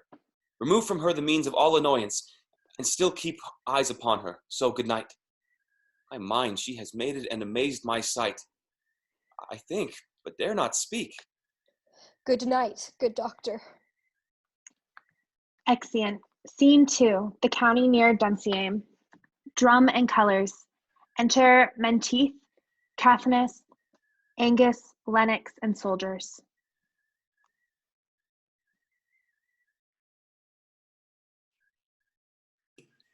The English power is near, led on by Malcolm.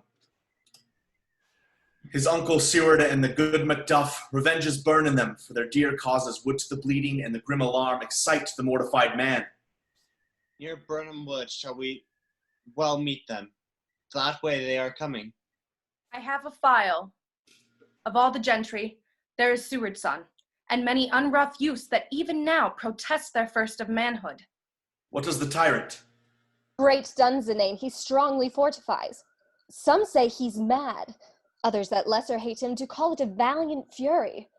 But for certain he cannot buckle his distempered cause within the belt of rule. Now does he feel his secret murders sticking on his hands? Now minutely revolt, upbraid his faith breach. Those he commands move only in command, nothing in love.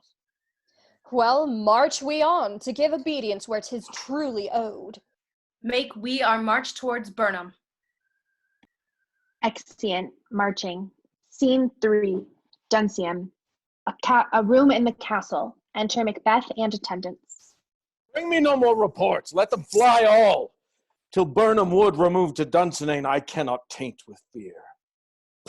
What's the boy Malcolm? Was he not born of woman? The spirits that know all mortal consequences have pronounced me thus. Fear not, Macbeth, no man that's born of woman shall e'er have power upon thee. Then fly, false thanes, and mingle with the English epicures. The mind I sway by and the heart I bear shall never sag with doubt nor shake with fear. Enter a servant. Ah, the devil damn thee black, thou cream-faced loon! Where got thou that goose look? There is 10,000... Geese, villain? Soldiers, sir. Go prick thy face and o'erread thy fear, thou lily-livered boy. What soldiers, Patch? Death of thy soul, those linen cheeks of thine are counselors to fear. What soldiers, Wayface? The English force, so please you. Take thy face hence. Exit servant. This push will cheer me ever or deceit me now. I have lived long enough. My way of life has fallen into the sear, the yellow leaf, and that which should accompany old age as honor, love, obedience, troops of friends. I must not look to have, but in their stead, curses not loud, but deep, mouth honor, breath, which the poor heart would fain deny and dare not. Doctor! Enter doctor. What is your gracious pleasure? What news more? All is confirmed, my lord, which was reported. I'll fight till from my bones my flesh be hacked. Give me my armor. 'Tis not needed yet. I'll put it on. Send out more horses. Scour the country round. Hang those that talk of fear. Give me my armor. How does your patient, doctor? Not so sick, my lord, as she is troubled with thick coming fancies that keep her from her rest. Cure her of that. Canst thou not minister to a mind disease?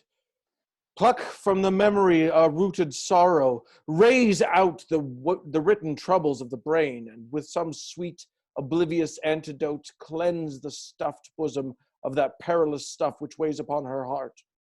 Therein the patient must minister to himself. Throw physic to the dogs. I'll none of it. Come, put my armor on. Give me my staff. Doctor, the thanes fly from me. Come, sir. Dispatch, if thou couldst. Dispatch. If thou couldst, doctor, cast the water of my land.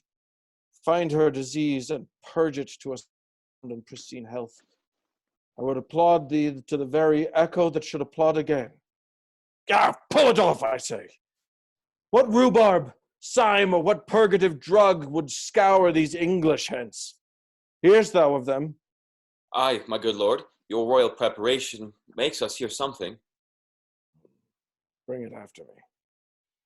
I will not be afraid of death and bane till Burnham Forest come to Dunsinane. Were I from Dunsinane away and clear, profit again should hardly draw me here. Exeunt. Scene 4. County near Burnwood. Drums and colors. Enter Malcolm, Siward, and young Siward. Macduff, Menteith, Caithness, Angus, Lennox, Roche, and soldiers marching. Cousins, I hope the days are near at hand that Chambers will be safe. We doubt it's nothing. What is this wood before us? The wood of Burnham. Let every soldier hew him down a bough and bear it before him. Thereby shall we shadow the numbers of our host and make discovery ere in report of us. Shall be done.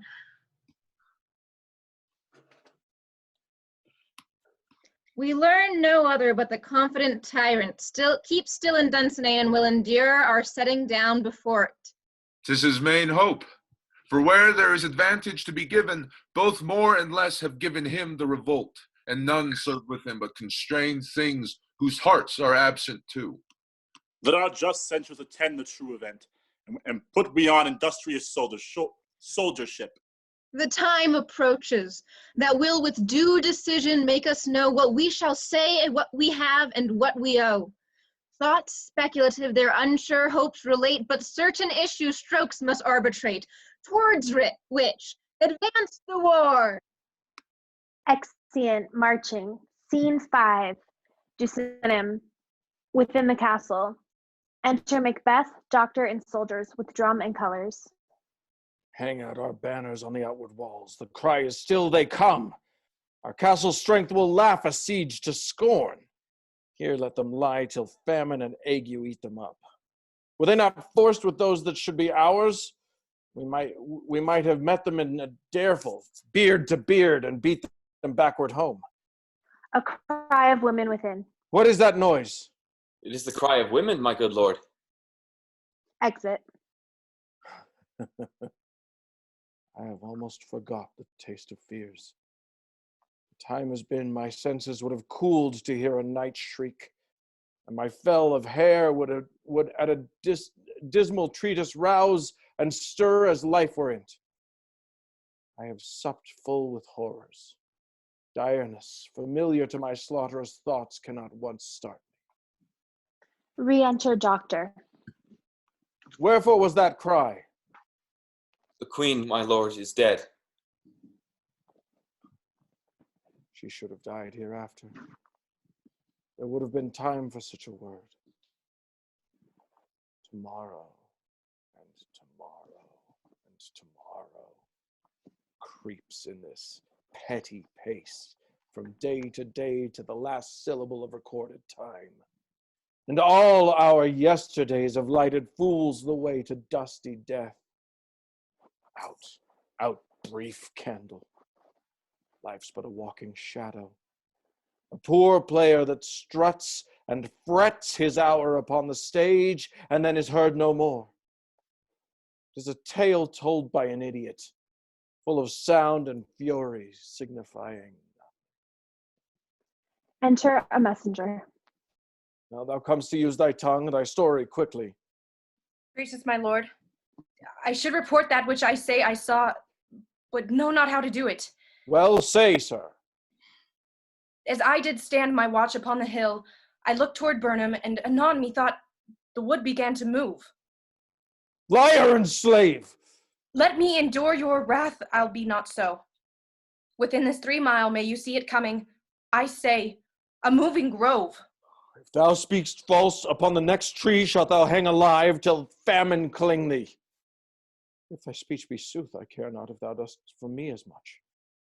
I pull in resolution and begin to doubt the equivocation of the fiend that lies like the truth. Fear not till Burnham Wood do come to Dunsinane, and now a wood comes toward Dunsinane. Arm! Arm and out! If this which he avouches does appear, there is no flying hence nor tarrying here. I gin to be aweary of the sun, and wish the estate of the world were now undone. Ring the alarm bell! Blow wind, come rack. At least we'll die with harness on our back. Exeunt. Scene 6. Dunsinane, before the castle. Drum and colors. Enter Malcolm, Siward, Macduff, their army, with bows. Now near enough. Your leafy screens throw down, and show like those you are. You, worthy uncle, shall with my cousin, your right noble son, lead our first battle. Worthy Macduff and we shall take upon us what else remains to do, according to our order. Fare you well. Do we but find the tyrant's power tonight, let us be beaten if we cannot fight. Make all our trumpets speak. Give them all breath, those clamorous harbingers of blood and death. Exeunt. Scene 7. Another part of the field. Alarms. Enter Macbeth. They have tied me to the stake. I cannot fly, but bear-like I must fight the course. What's he that was not born of woman? Such a one I am to fear or none. Enter young Siward. What is thy name? They'll be afraid to hear it. No, though thou call'st thyself a hotter name than any in hell. My name is Macbeth.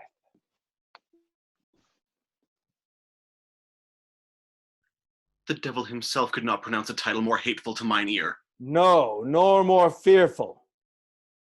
Thou liest, O horrid tyrant. With my sword I'll prove the lie thou speakst. They fight, and young Siward is slain. Thou wast born of woman, but swords I smile at. Weapons laugh to scorn, brandished by a man that's of woman born. Exit. Alarms. Enter Macduff. That way the noise is. Tyrant, show thy face! If thou be slain with no stroke of mine, my wife and children's ghosts will haunt me still. I cannot strike at wretched kerns whose arms are hired to bear their staves. Either thou, Macbeth, or else my sword with an unfettered edge I sheathe again undeeded. There thou shouldst be.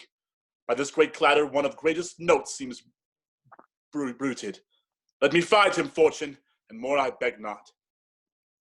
Exit. Alarms. Enter Malcolm and Siward. This way, my lord, the castle's gently rendered. The tyrant's people on both sides do fight. The noble thanes do bravely in the war. The day almost itself professes yours, and little is to do.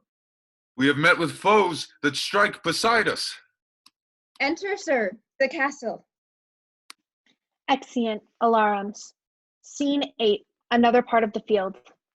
Enter Macbeth. Why should I play the Roman fool and die on mine own sword, whiles I see lives, the gashes do better upon them? Enter Macduff. Turn, hellhound, turn! Of all men else have I avoided thee, but get thee back. My soul is too much charged with blood of thine already. I have no words. My voice is in my sword. The bloodier villain than terms can give thee out. They fight. Thou losest labor. As easy mayst thou the entrenchant air with thy keen sword impress as make me bleed. Let fall thy blade on vulnerable crests. I bear a charmed life which must not yield to one of woman born. Despair thy charm. Let the angel whom thou still hast served tell thee, Macduff was from his mother's womb untimely ripped.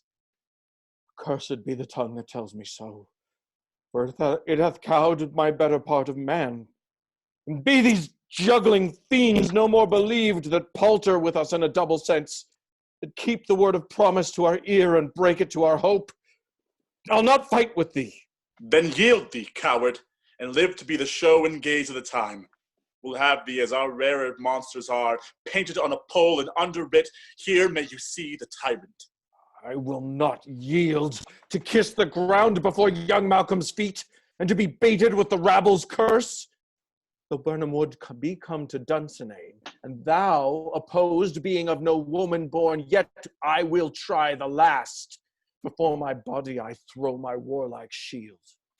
Lay on, Macduff, and damned be him that first cries, hold, enough. Exeunt fighting alarums. Retreat, flourish. Enter with drums and colors. Malcolm, Siward, Roche, and other thanes and soldiers. I would the friends we miss were safe arrived. Some must go off, and yet by these I see, so great a day as this is cheaply bought. Macduff is missing, and your noble son. Your son, my lord, has paid a soldier's debt.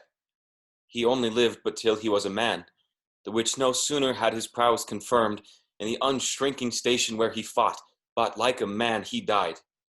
Then he is dead? Aye, and brought off the field. The cause of sorrow must not be measured by his worth, for then it hath no end. Had he his hurts before? Aye, on the front. Why then, God's soldier be he. Had I as many sons as I have heirs, I would not wish them to a fairer death. And so his knell is knolled. He's worth more sorrow, and that I'll spend for him. He is worth no more. They say he parted well and paid his score, and so God be with him. Here comes newer comfort. Re-enter Macduff with Macbeth's head. Hail, King! For so thou art. Behold, where stands the usurper's cursed head? The time is free. I see thee compassed with thy kingdom's pearl, that speak my salutation in their minds, whose voices I desire aloud with mine. Hail, King of Scotland! Hail, King of Scotland! King of Scotland! Flourish. We shall not spend a large expense of time before we reckon with your several loves and make us even with you. My thanes and kinsmen, henceforth be earls, the first that ever Scotland in such an honor named. What's more to do, which would be planted newly with the time, as calling home our exiled friends abroad, that fled the snares of watchful tyranny, producing forth the cruel ministers of this dead butcher and his fiend-like queen, who, as 'tis thought, by self and violent hands, took off her life.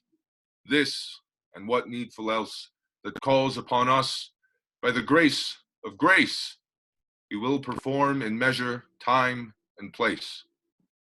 So, thanks to all at once, and to each one whom we invite to see us crowned at Scone. Flourish. Exeunt. End of play.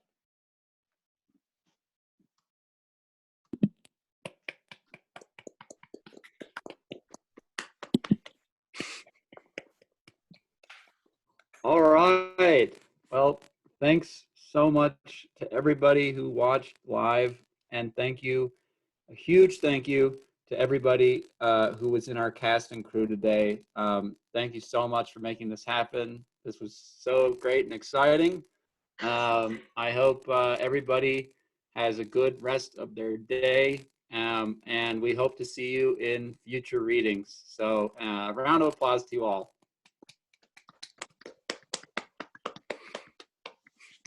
Bye now.